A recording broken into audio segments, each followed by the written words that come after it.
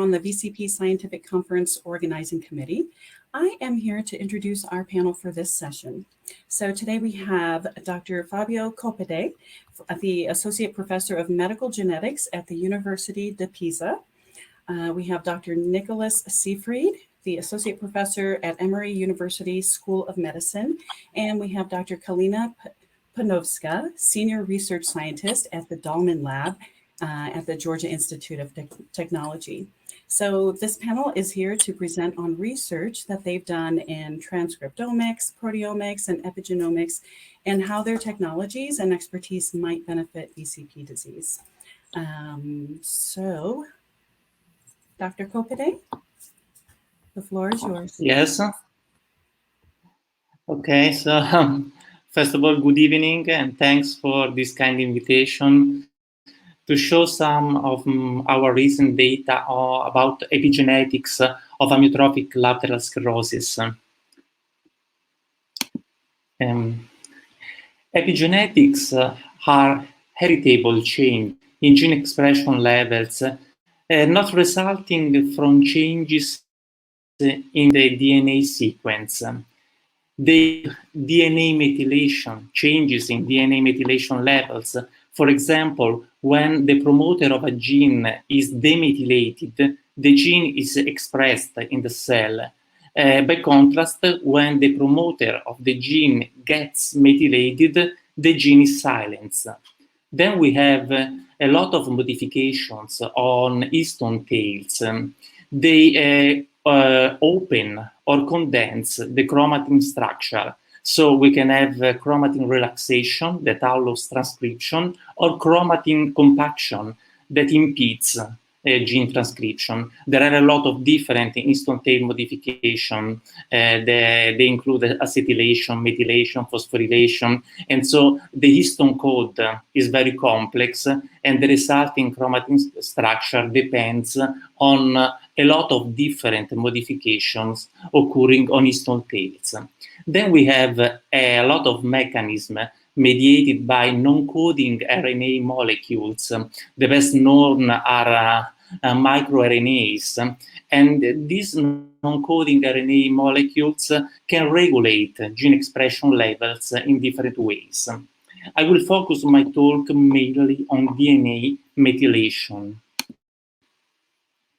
As you can see from this slide, epigenetic modifications work in conjunction to regulate the chromatin structure as well as gene expression levels. So when the DNA is demethylated, the chromatin is relaxed. By contrast, when the DNA is methylated, as you can see here from the red dots, a lot of modifications occur on histone tails, and the chromatin is condensed so that transcription is repressed. DNA methylation, the pathway leading to DNA methylation is very complex. The methyl group comes from the folate metabolism, and enzymes called DNA methyltransferases catalyze the transfer of the methyl group from SEM. As you can see here, when the DNA the gene is silenced. I will talk about ALS, amyotrophic lateral sclerosis, and what about the genetics of ALS? As you can see from this picture, most of ALS, nearly 95% of the cases are sporadic forms.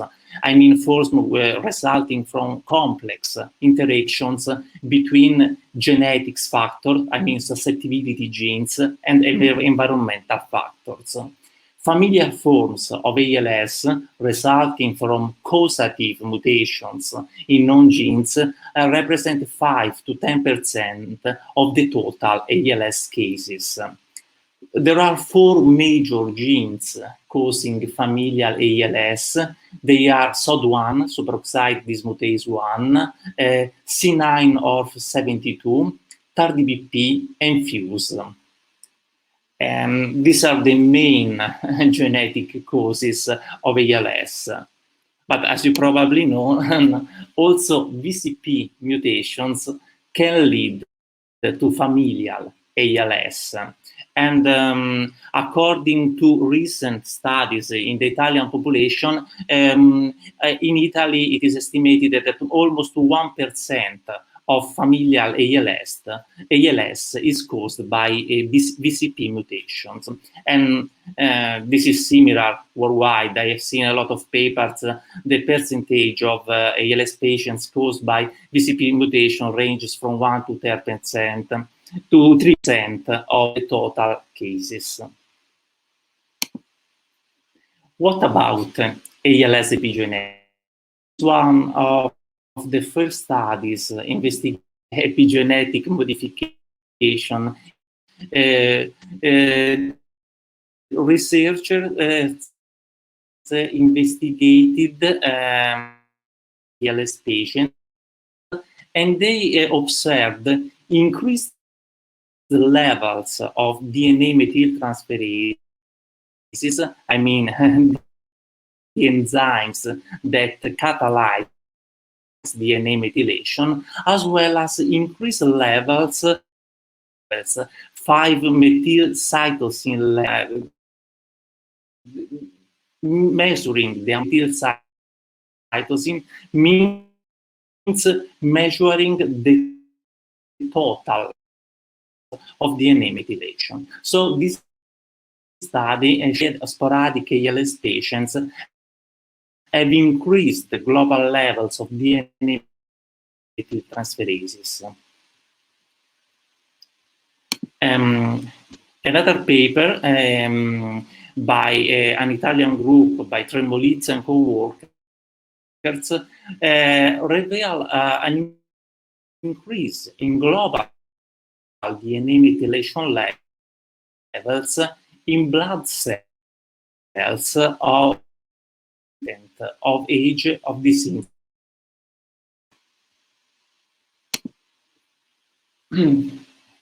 There are also evidences from monozygotic twins discordant from ALS, showing that epigenetically older than the unaffected twins. There is a way methylation, like DNA methylation analysis, and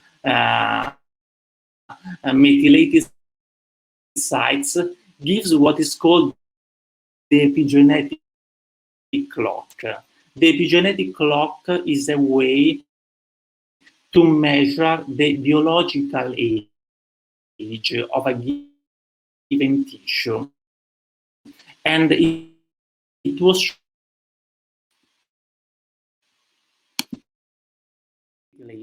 in familial ALS patients, carriers of not fully penetrant SOD1 mutations.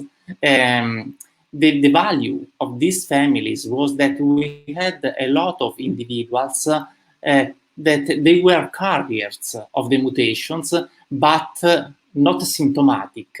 So we had ALS patients, but a lot of family members without the disease. In total, we collected 35 DNA samples from 5 ALS families, and we analyzed the global DNA methylation levels, and we also analyzed the mutations and methylation of the 4 major causative ALS genes. As you can see from this table, what was the composition of these families. For example, we had some patients, some individuals in family 2 that with the mutation that get the disease at 18 years old, and other family members with the mutation. For example, this one was 48 years old. years old, but without the disease. We analyzed the global DNA methylation levels in blood DNA, and what we observed was a significant increase in DNA methylation in ALS patients with respect to the unaffected relatives of the families. And when we divided the unaffected relatives into carriers of SOD1 mutations and non-carriers of the mutations, we observed that both carriers and non-carriers, asymptomatic carriers and non-carriers of the mutation had similar DNA methylation levels that were significantly lower than ALS patients. We also observed that DNA methylation levels in the affected individuals, so in ALS patients, they increased with the duration of the disease. We then decided to investigate if the four major ALS genes, I mean SOD1, FUSE, TARDBP, and C9orf72, were methylated or not. And what we observed was that they were completely unmethylated in all the individuals of our families. We then performed a genome-wide methylation analysis in our families, and we observed the significant difference between ALS patients and members of the families, and in particular found 12 genes that got genome-wide significant differences, and the majority of these genes are genes involved in inflammation. This was the first study showing an increased methylation level in blood DNA of familial patients. But a few months after the publication of our paper, another study came in the literature showing more or less the same results. This group of researchers investigated global DNA methylation levels in blood DNA of both sporadic familial ALS patients that increase in DNA methylation levels in both groups. Another study in spinal cord DNA, sporadic ALS patients and controls, and again, researchers observed an increase in the global DNA methylation levels in ALS patients with respect to controls.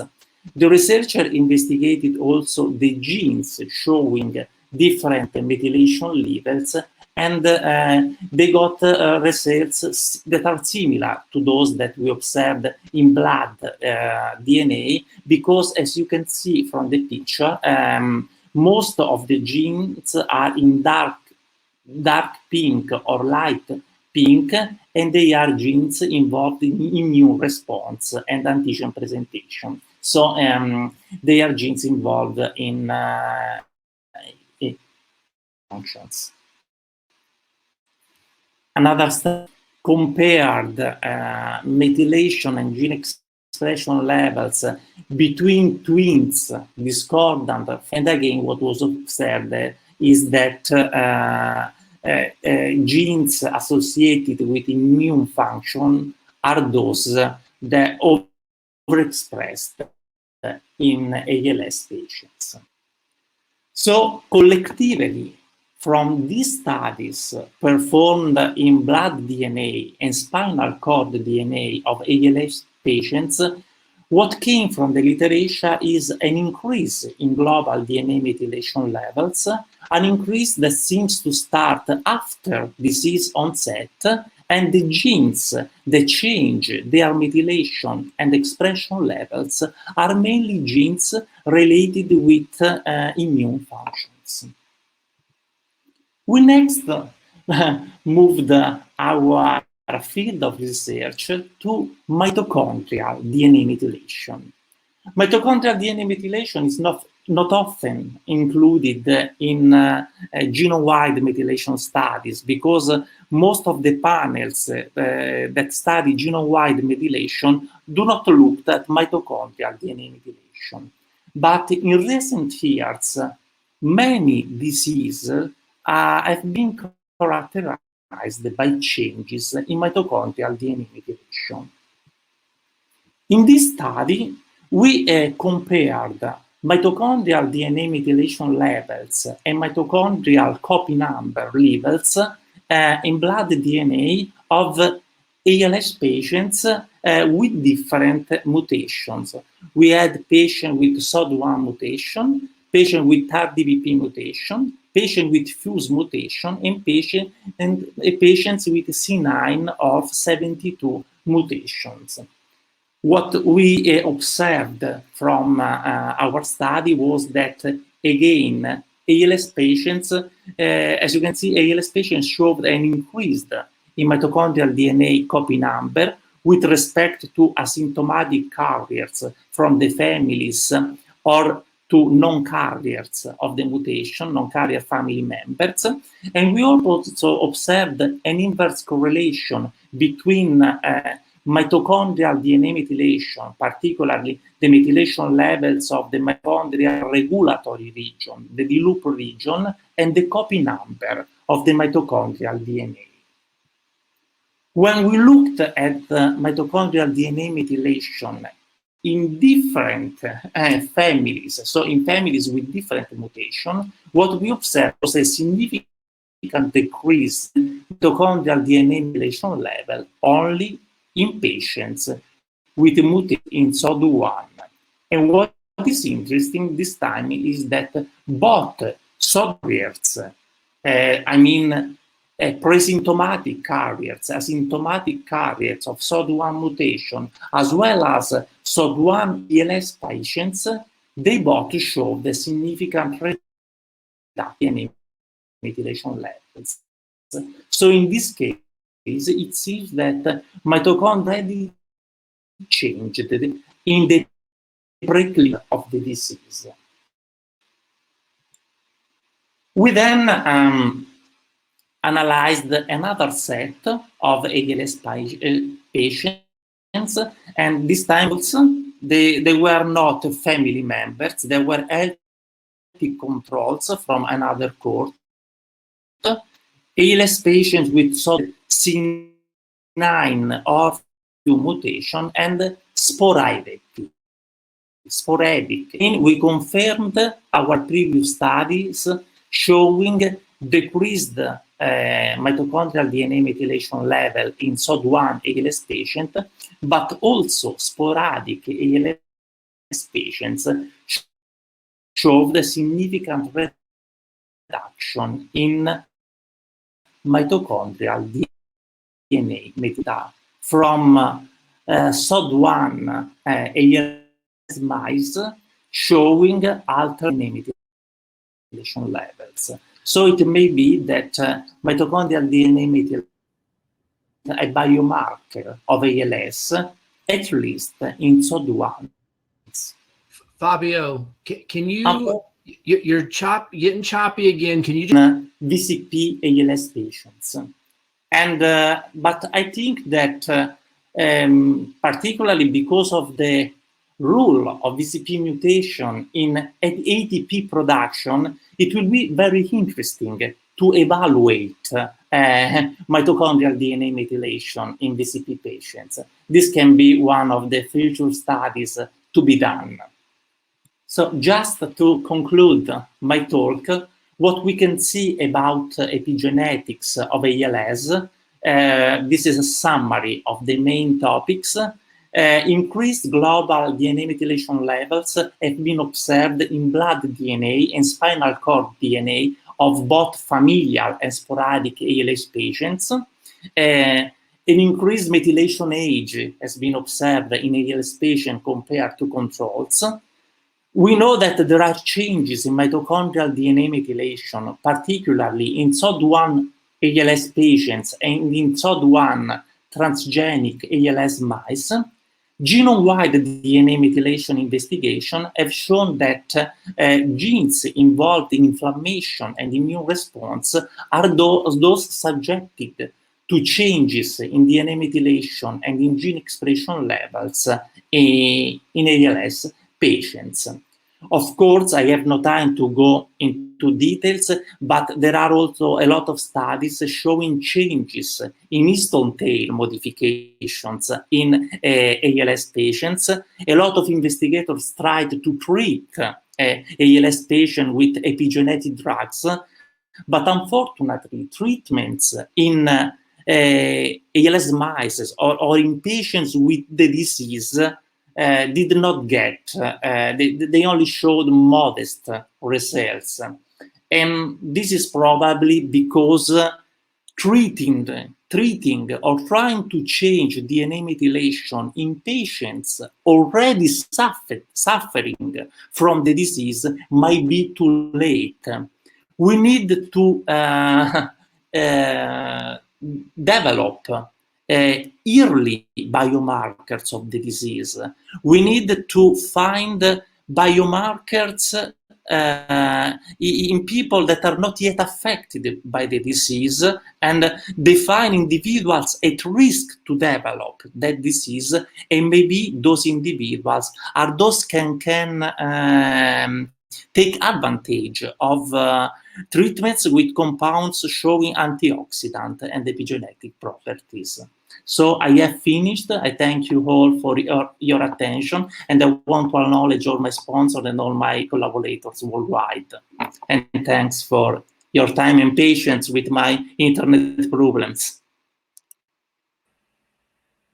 Thank you so much, Fabio. That's a great talk. And then, so for anybody who has questions for Fabio and Nick, we will take those questions at the end. So let's go ahead and move on to Kalina.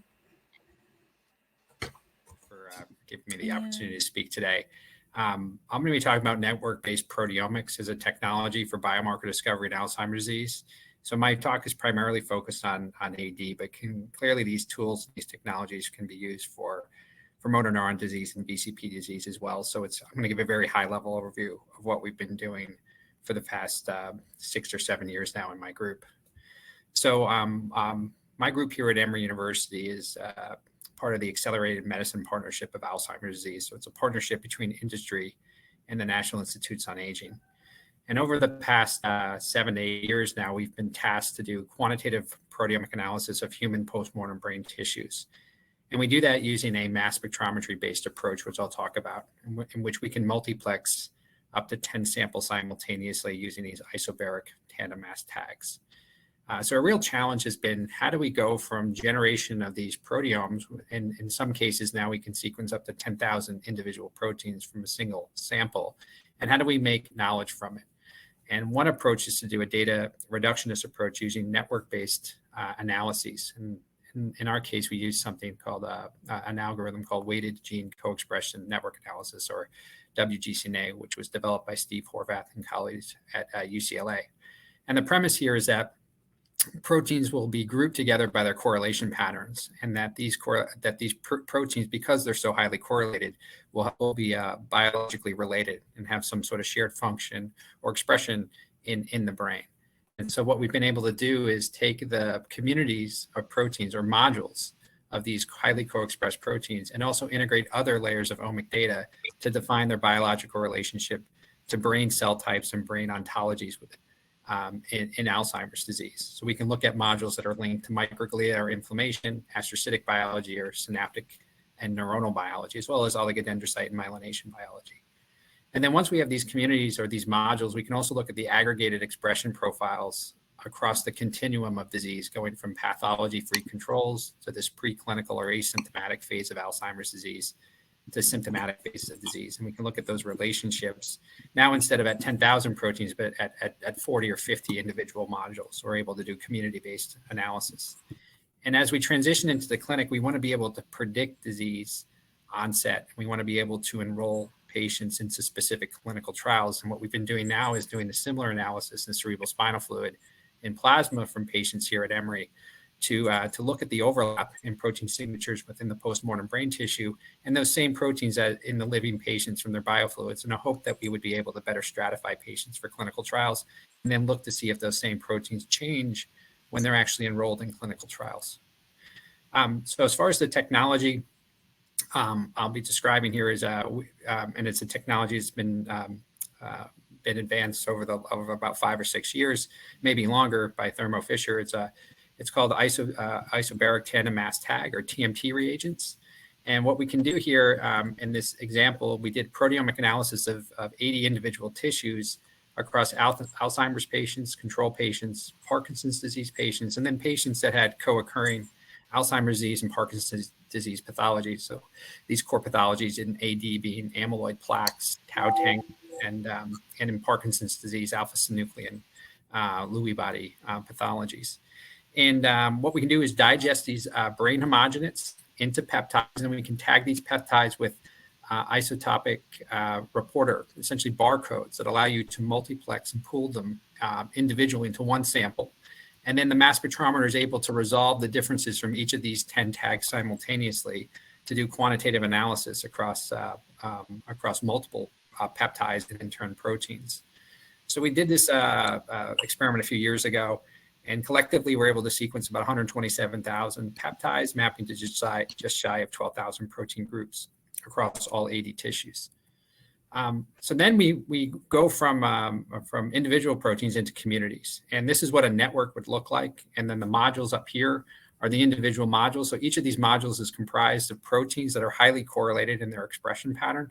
And I just want to highlight some of the biologies that we would see. And I want to highlight a swath of modules here, which are in turn all positively or increased in AD and cases with AD-PD. So these modules would have a higher expression within those disease groups compared to controls in Parkinson's disease. And this in turn correlates to the level of CRAD and BROC, which is a surrogate for amyloid pathology and tau pathology within the brain. And conversely, we can see modules that I'm highlighting in blue that would have the opposite relationship. So these modules would be decreased in AD and have an anti-correlation. So these would be down with the higher level of CRAD or BROC within the brain. And then once we've had these kind of clinical and pathological relationships between these proteins modules, we can then layer on other additional information. We can look at what modules are actually enriched with markers, known markers of neurons, microglia, endothelial cells, astrocytes, and oligodendrocytes. So not surprisingly that we know that synapse loss is a strong correlate to cognitive decline in Alzheimer's disease, that we see these modules that are decreased in brain significantly enriched with neuronal markers. And then the modules that were increased were actually significantly enriched with astrocytic and microglia markers. And we see differences between endothelial biology, oligodendrocyte biology, and we also capture other non-cellular biology, including ribosomal translation and microtubule, as well as mitochondrial energy metabolism and protein folding. So what about the cerebrospinal fluid? So we've been able to essentially develop a framework for protein co-expression and the differences of those protein modules within the brain. So what we did is a pilot study with 40 patients that came through the Emory Alzheimer's Disease Research Center. And we did the same TMT-based quantitative proteomic approach, and we sequenced just shy of 3,000 proteins. And on the left here, as I'm showing, is a volcano plot for the most differentially enriched or expressed proteins within patients that have Alzheimer's disease versus their cognitively normal controls. And it was encouraging to see that many of the same markers that we would expect to see in Alzheimer's disease, like microtubule-associated protein tau, were in fact significantly enriched in the AD patients compared to the controls. Same with Chinase 3-like protein and FABP3 and GAP43, TREM2 and neurofilament. These proteins are all well-established biomarkers and are in the consistent direction of change, as well as neuropentraxin-2 and VGF, which have been previously shown to be different in the as downregulated in patients with Alzheimer's disease. So then when we took these differences here, we wanted to map these back onto the brain network. And what we found was that there were markers that we could map back that were up in the brain. For example, the synaptic modules markers that were actually, these proteins were actually down or up in the CSF for that matter, and down in the brain. So we were able to map the synaptic biology, vascular biology, myelination, glia immunity, and metabolic. So we had 5 core panels of CSF markers that map back to these brain modules in Alzheimer's disease, some of which had different directions of change compared to what they were in the postmortem brain tissue. Then we were able to do is essentially generate a Z summary score of 70 or so individual markers that reflected the most consistent changing proteins within these panels. And so the synaptic panel, we were able to see significant enrichment when we looked at those aggregate values in the AD versus control. We saw a decrease in the vascular panel, although this module was modestly up in the brain. And then we had myelination, glia immunity, and metabolic, and all three of these panels were significantly enriched in the Alzheimer's patients compared to their cognitively normal and pathology-free controls. We were able to validate this using separate technologies. So we hear a lot about mass spectrometry-based proteomics as one method to do proteomics. And another emerging antibody-based approach is called Olink proteomics. And this is a proximity extension assay where they've have two antibodies that come together and combine and hybridize and amplify signals. And we can see that in our platform, many of the same proteins that overlap between the Olink assays and our mass spectrometry assays showed us very strong degree of correlation, with the exception of one marker, which was discordant. So we felt very confident in the measurements we're making, and we were validating these using independent proteomic pipelines. What about the relationship to these markers in a preclinical state? So these would be patients that we're now looking at as we call them asymptomatic AD. So they're biomarker positive for amyloid and tau, yet are cognitively normal when they enroll in the clinic. So we've worked with Ihab Hajar and his MOVE-AD cohort, and we were able to look at these same panel markers now across controls, these preclinical or at-risk individuals, as well as AD. And you can see that many of these panels now will show a modest or enrichment. And in some cases in the metabolic panel, you see that almost a significant enrichment over their cognitively normal controls. So these patients, although they're cognitively normal, are having metabolic defects that would be consistent of them being on track to actually developing Alzheimer's disease. And again, if we look at now the A beta to tau ratio and the cognitive scores, we see that many of these panels, and in particular the metabolism panel, is highly correlated to the neuropathological signatures or the standard biomarkers for Alzheimer's disease, as well as the cognitive phenotypes of those patients when they've been looked at in the clinic. We've been able to replicate this across 300 individual samples from the Emory ADRC. So these are unique samples that come in. And again, the direction and the pattern of changes are very consistent for all the panels that we were initially described in our discovery cohort. We used a replication cohort from Switzerland, which again shows a very consistent pattern across all 5 individual panels. And then one question that may be relevant to this group was specificity for these marker panels that we were able to see when we looked at other neurodegenerative diseases. So beyond Alzheimer's disease, we have ALS, Parkinson's disease, and frontotemporal dementia.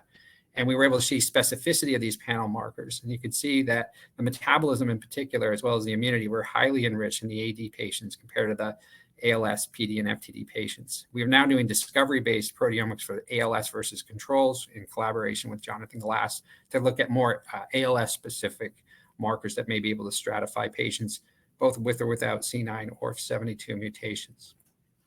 Our ability to stratify also, we want to become in a place where we can actually pinpoint patients who may be at risk of transitioning into Alzheimer's disease. So what we did here is we did a principal component or MDS analysis. And the patients here in white are controls, the white circles are controls, the blue circles are the preclinical ASM-AD, and the red circles are AD. And you can see that for the most part, the Alzheimer's patients segregate from the control patients. But there are a subset of these blue patients that are more like in their AD profiles. So that's our ability now to work with the clinicians to stratify these individuals and maybe monitor them to see if they will transition into an Alzheimer's phenotype or into dementia over the next couple of years. And again, by using that, we can now look at the markers that best stratify at-risk preclinical population from those that are less at risk or that are more control-like, and now monitor these proteins like MDH1 and LDHA in a targeted manner to see if patients are actually transitioning to an Alzheimer's disease or into more mild cognitive impairment. Lastly, we're starting to move this into blood-based biomarkers. So we're taking the same pipeline where we can take paired, every time a patient comes into the clinic, we take the plasma samples, we run a deep proteome analysis, and we begin to map these back. There's been some interesting relationships in which the protein levels in the blood are actually in the opposite direction that we have observed in the cerebral spinal fluid. So I think there'll be some interesting studies to come from those relationships in the future. So where are we going now? I think one of the goals, as I mentioned, if we think of Alzheimer's disease as a continuum, that these core pathologies within the brain, being amyloid plaques and neurofibrillary tangles, can accumulate decades or more in advance of the clinical symptoms of biocognitive impairment. And we're using these two core markers now, but we want to use these other biomarkers to see if we can detect as early as possible, because if we can detect early, we can prevent and potentially enroll patients into clinical trials. So we have, working with Jim Law in the Emory Healthy Brain Study, we've been looking at the aging population, again, to stratify people at risk, and also to look at healthy aging and to look at markers of resilience, because people who age healthy may have a different profile than those that are potentially at risk. And now we've been moving into clinical trials, and I'll show one highlight of one clinical trial study we did with Alan Levy and Jim Law using atomoxetine, and David Weinschenker, who is a leader in the basic biology of the study. Atomoxetine is a neuroepinephrine reuptake inhibitor. It goes by its commercial name of Strattera.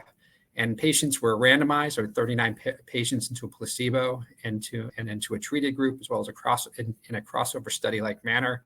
And what we did is we ran those same cerebral spinal fluid samples, and we did see that the patients that were on atomoxetine had a significant reduction in the level of the synaptic proteins, and as well as a reduction in the level of the metabolism proteins.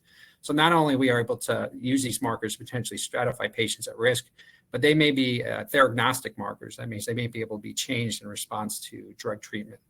So with that, I hope I gave a high-level overview and can describe some of the platforms and the technologies that we're developing here at Emory and that are used more widely generally in the community.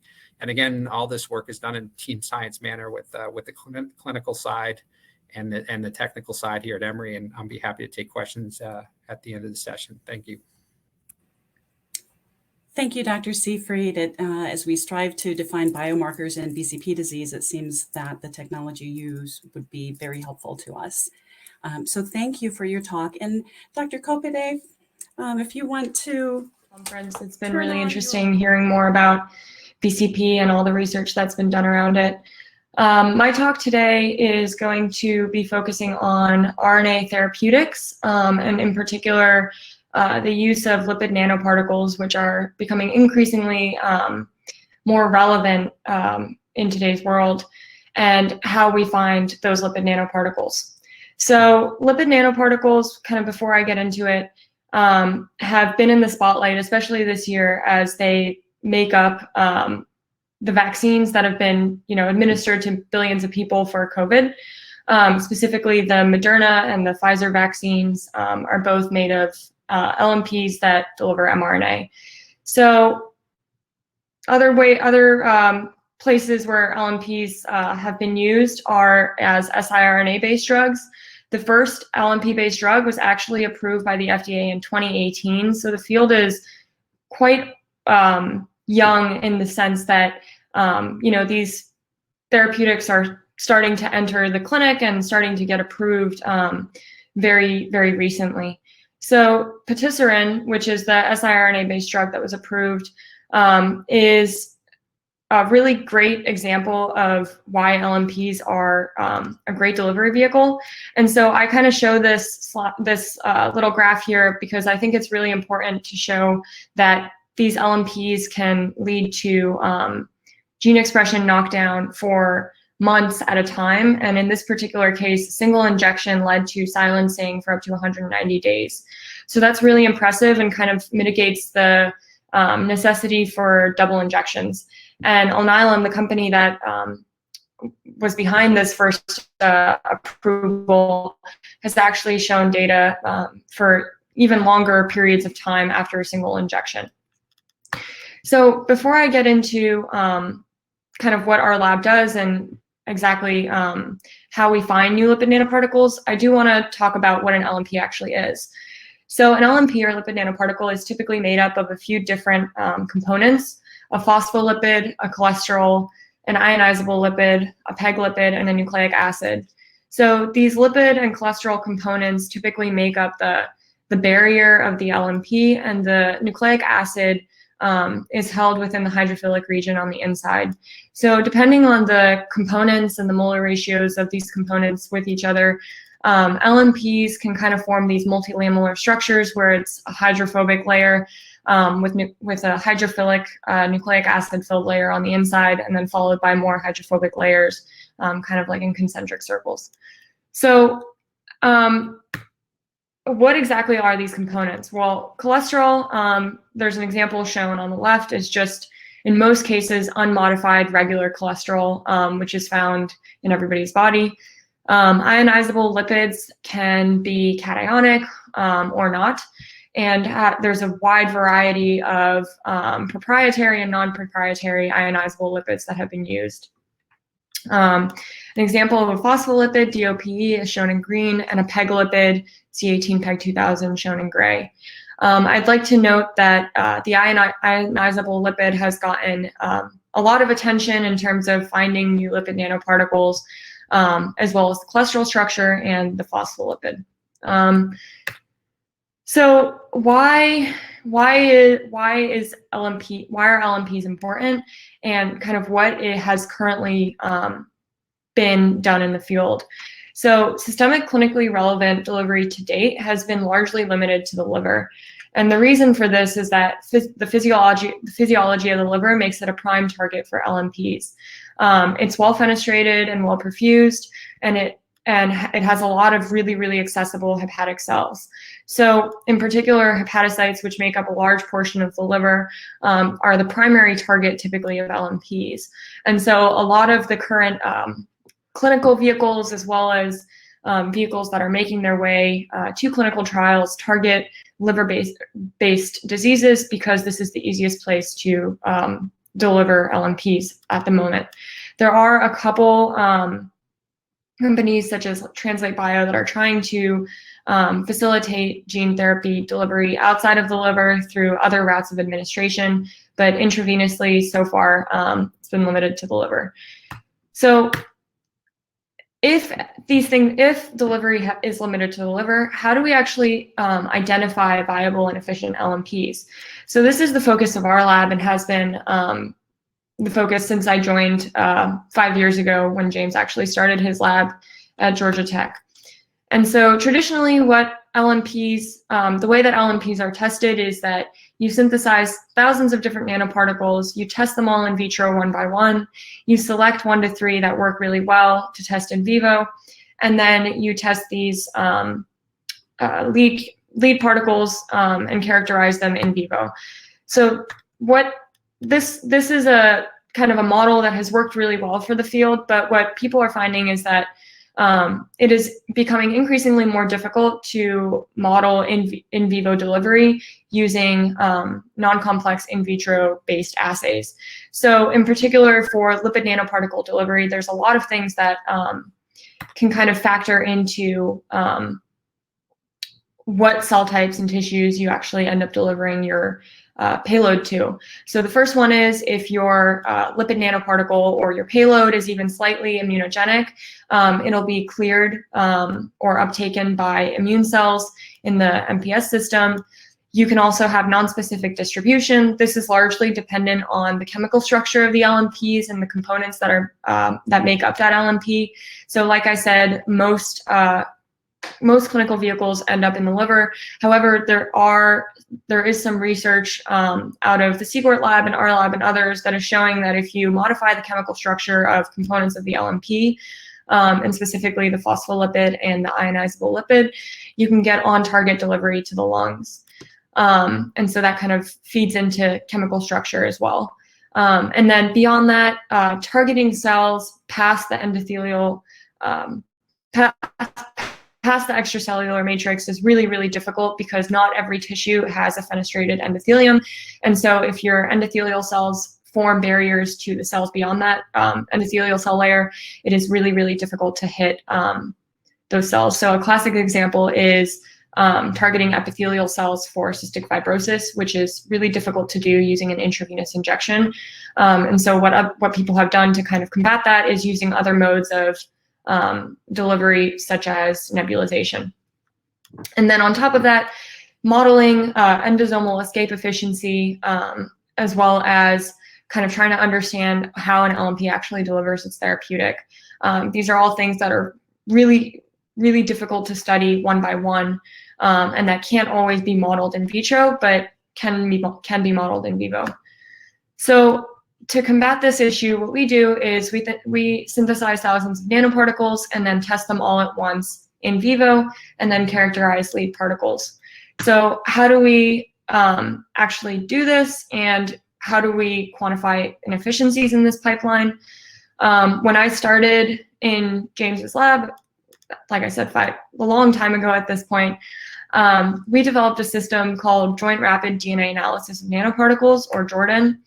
And what the JORDAN system allowed us to do was take a formulation shown by just formulation 1 here, and that just represents all the components that make up an LNP, and take a single-stranded DNA barcode, which is unique to that formulation, use a microfluidic device to formulate that LNP, and then do this hundreds of times until we get 100 or 200 single LNPs that all have their own individual barcodes. And so what you see here is LNP1, represented by the red LNP, has a DNA barcode that's also red, and LNP2 and LNP3 also have their own DNA barcodes. And so what we do is we analyze the diameter and the characteristics of each of these LNPs separately, and we see if they're stable. And if they're stable, we pool them together and analyze their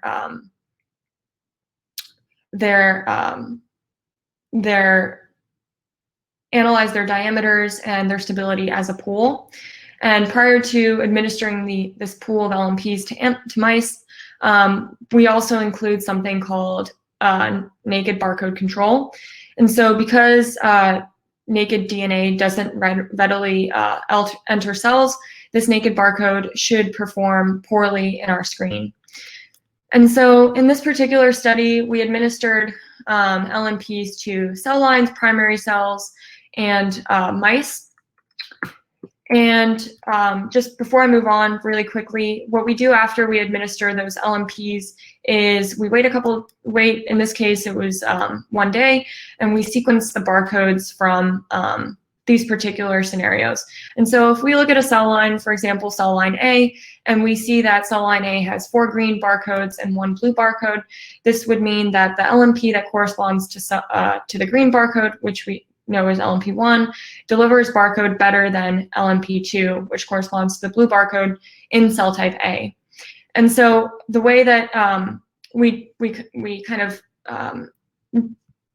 the way that I'll talk about the data from here on out is as this is kind of in this normalized delivery metric. And so we can do this on a much larger scale for a ton of different tissues and a ton of different cell types within those tissues. And so what you see here is just the first thing that we look at when we look at our data is how our naked barcode or our negative control performs.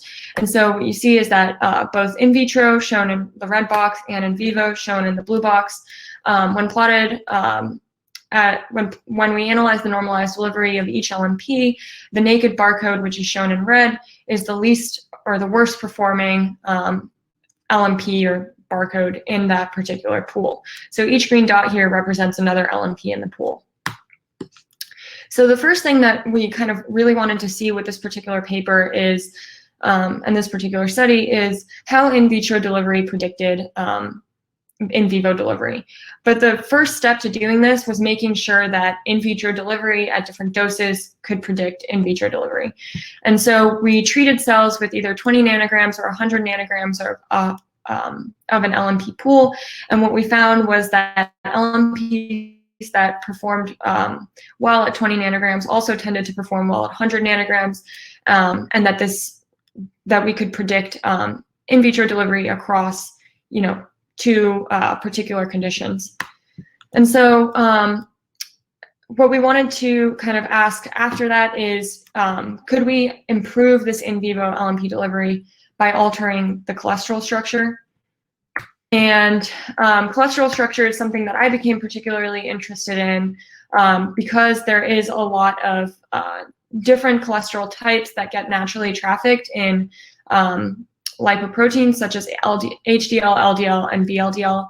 And a lot of these lipoproteins have similar characteristics to LNPs, including the components that they contain and their sizes and the way that they're thought to be trafficked. So we know that cholesterol trafficking can alter clinically relevant LNP delivery from a study that was published in Molecular Therapy in 2010, where the authors showed that if you knock out ApoE or apolipoprotein E,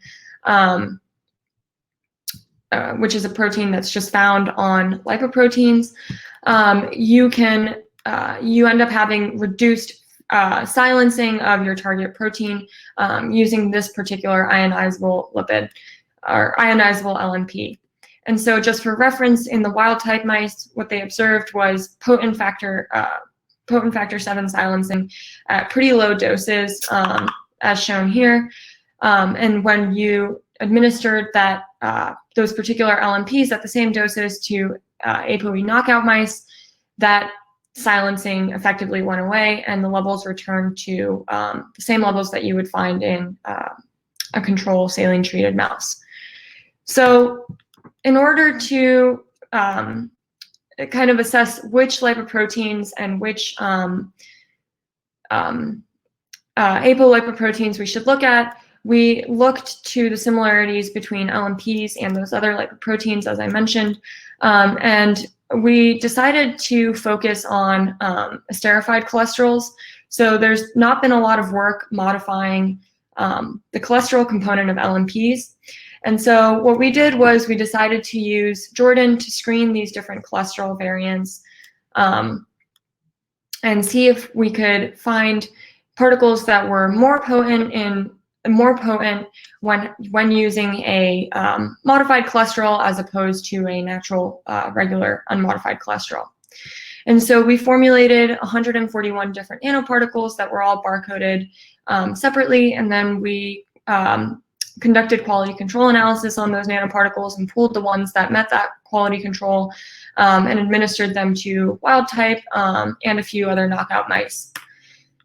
And what we found, and before I move on, really quickly, the way that I'm going to show this data in the next slide is I'm going to talk about which properties are enriched. So as an example, if we have 5 properties as shown on the left, and these are material properties of an LNP, if their representation is equal in our initial library pool, then what I do is I look at the representation of each of those properties in the top 15% of LNPs as denoted by their normalized delivery.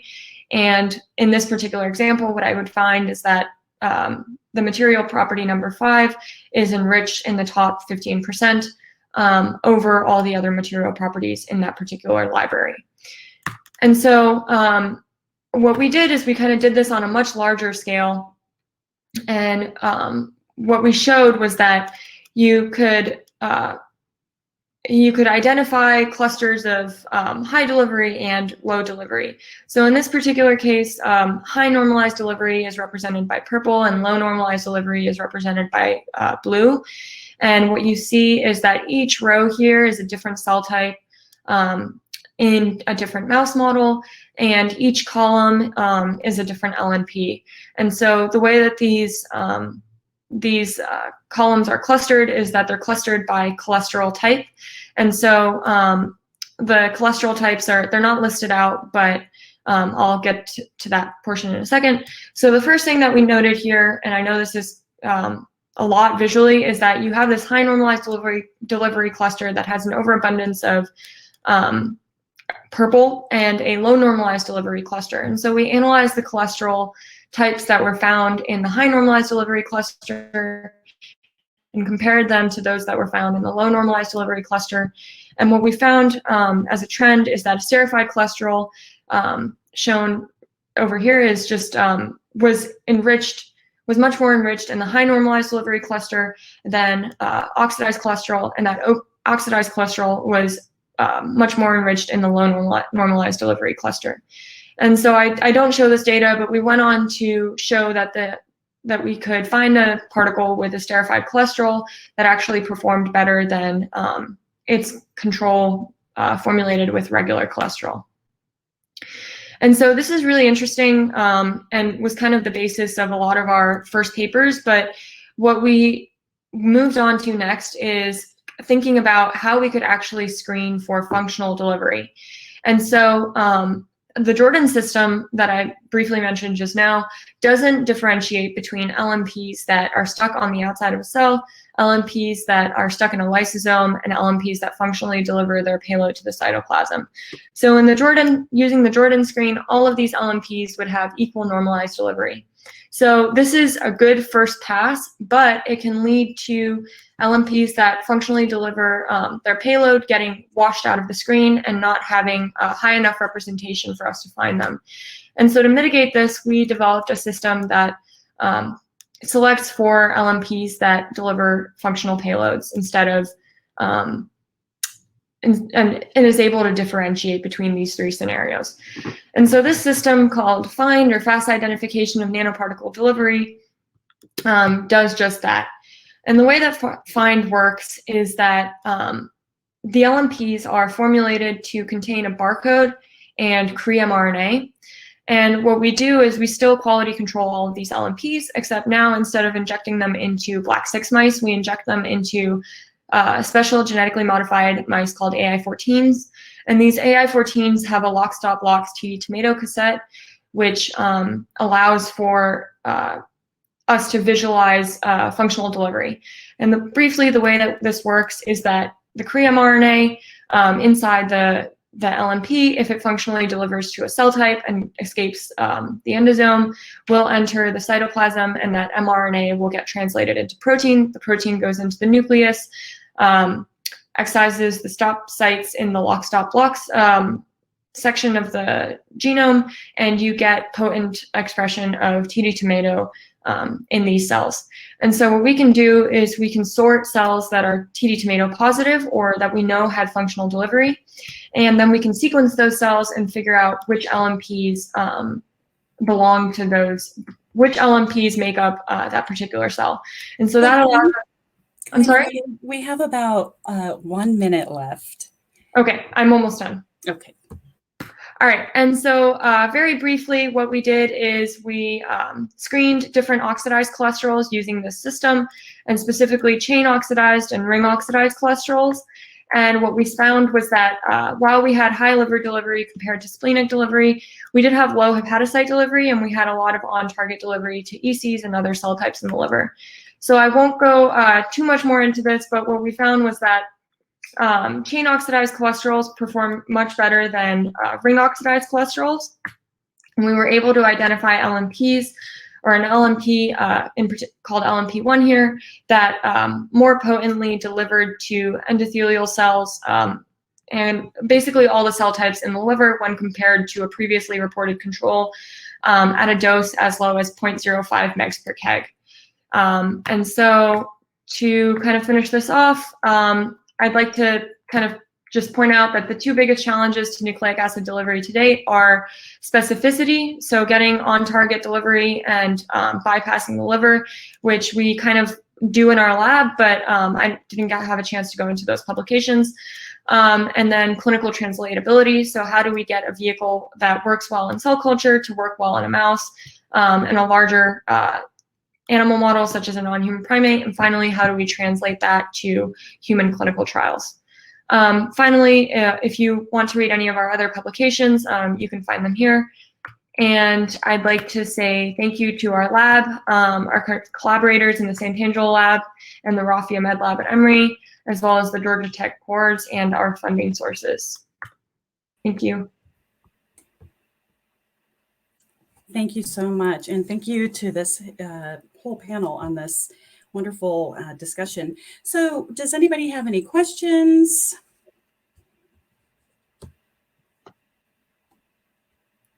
So I do have a question for all of you, the whole panel. And the question is, with what you've heard about VCP disease so far, can you further explain how your strategies and your technologies might be used in VCP research?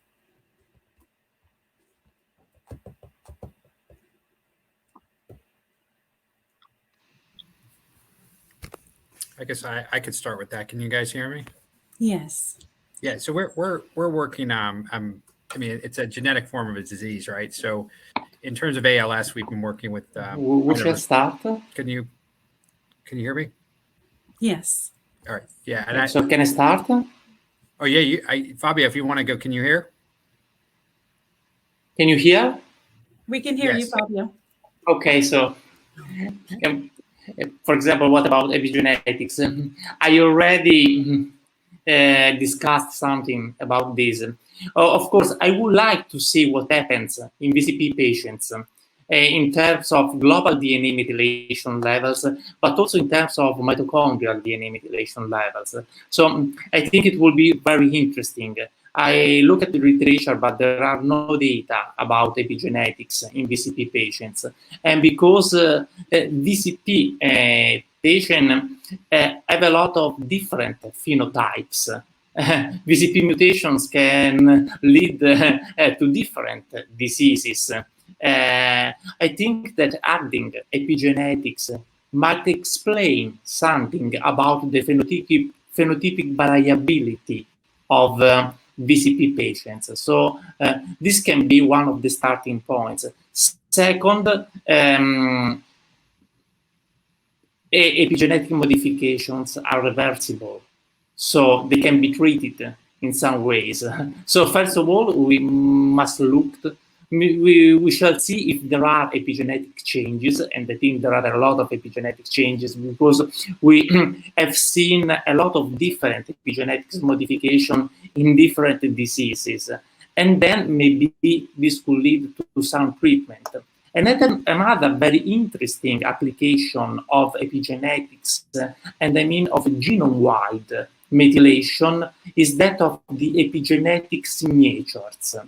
Epigenetic signatures are defined patterns of DNA methylation that can be linked to a particular mutation, to a particular disease.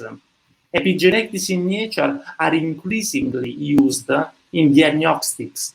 For example, when you find a mutation with unknown significance, we are uncertain about the clinical relevance of that mutation, you can run genome-wide methylation and see if that patient belongs or not to a particular disease. And so there is a lot to do in VCP mutant patients with epigenetics, of course. Great. Can you guys hear me? Great. Yeah, I would echo what Fabio said too. I think we have an ability to profile patients who have who are at genetic risk or causal mechanisms versus sporadic mechanisms. We're doing that now with ALS with the C9orf72. So it would be great to compare VCP to those on the spectrum of those type of diseases like frontal temporal dementia and ALS, and to see how related they are to these different diseases at a proteomic level, both in the CSF and plasma. So those are opportunities, I guess, that certain technologies can take on, not just proteomics, but other epigenomics and other technologies that are out there. What do you need to do that? Do you need patient data or biosamples or? Yeah, biosamples. Everything we have is either a plasma sample or a cerebrospinal fluid sample. So working with Jonathan Glass at the ALS clinic here at Emory, we have hundreds of is the question to me because I had some internet problems and I didn't get all the messages. But to study DNA methylation, we need blood, just blood of the patients.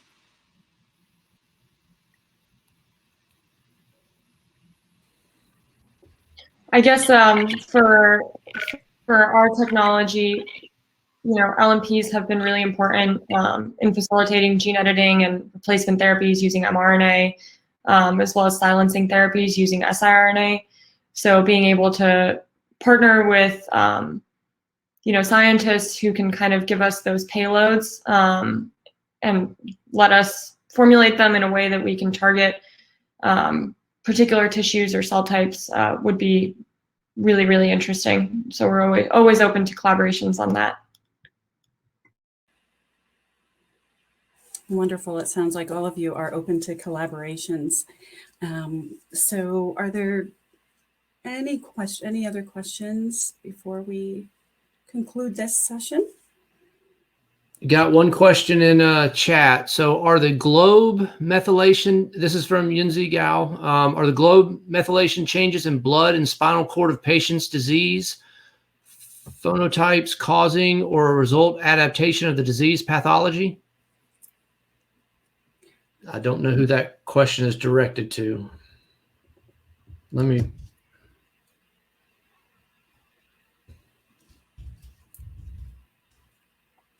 That question is to Fabio. Yeah. Okay. Are the global DNA methylation changes blood? Yeah. This is a very interesting question. I mean, what I think is that most of the changes that we see, for example, in blood DNA, are a result of the disease. For example, as I show you, we observe those changes after disease onset, but other changes might be causative or co-causative of the disease. For example, when we looked at mitochondrial DNA methylation, we observed changes in mitochondrial DNA methylation already in asymptomatic patients. So there may be a kind of adaptation to a particular mutation. And similar findings were observed in mice. So a research that studies ALS mice, they observed the changes in mitochondrial DNA methylation already at the preclinical stages. So it is very difficult to, when we already analyze global DNA methylation levels in a patient, to clarify, to understand which ones are cause of the disease and which ones results from the disease. I think that most of them are, of course, a consequence of the disease, but some of them can be early events leading to that particular disease. Thank you, Fabio. Cutting out a little bit, but I think we have one more question to Kalina. What about CRISPR delivery? I'm sorry, that cut out. Was that to me or? Yes, Alyssa Johnson has asked, what about CRISPR delivery? Yeah, so there are a lot of companies out there right now that are, following that trend. So the first clinical trial was just launched for the delivery of Cas9 mRNA and guide to facilitate editing base changes using an LNP. And the company that facilitated this clinical trial was Intellia, and they have a paper out in New England Journal of Medicine showing potent downregulation of their target protein with a dose as low as 0.3 mg per kg in humans. And so this is really, really exciting and kind of sets the standard for the field. There's others who are using base editors, such as Beam Therapeutics and Prime editors, such as Prime Medicine. And it'll be really interesting to see the data that comes out of those two companies for the editing that they can do.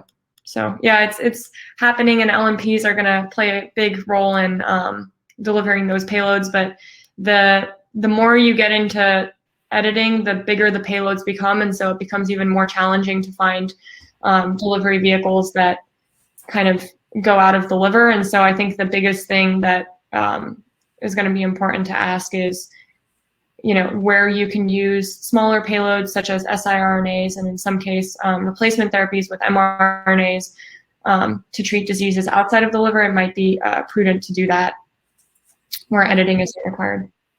Thank you very much. And we are out of time for this session. So any other questions? If you want to connect in the networking tool or connect offline, I highly recommend that. So thank you again, Kalina and Nick and Fabio, and thank you to everybody for your patience with our technology issues. We really appreciate that. We do hope to keep this conversation going as further research evolves and hopefully get some more collaborations going. So as this session concludes, I remind you that you need to click on the Leave button at the top right corner of your screen and then click back into Sessions to access the next session. The next session is getting started without a break, and it is a discussion on neurobiobanks and other biosample resources. Thank you again for being here, and session 3 is now ended.